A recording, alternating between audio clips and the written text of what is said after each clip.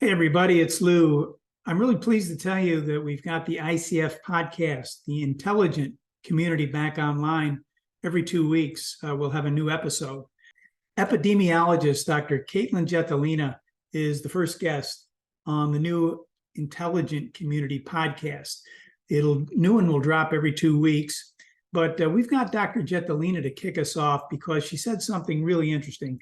Now, if you don't know her, she writes a very, very famous newsletter, and she's a science advisor to the White House, Centers for Disease Control, et cetera, et cetera.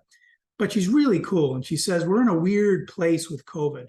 We really don't have a name for this space because there's still a tension between urgency and normalcy, and we're not quite sure what to call it, and we've never really been quite sure. What I like about her is that she tells it like it is because she's also a data scientist. So she looks at the data and she tells us exactly what's going on.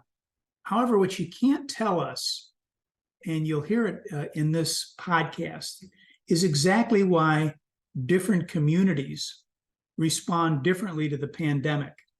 But she has looked at one set of data that she goes into, and she says, what caused the most loss of life, according to the data during the pandemic?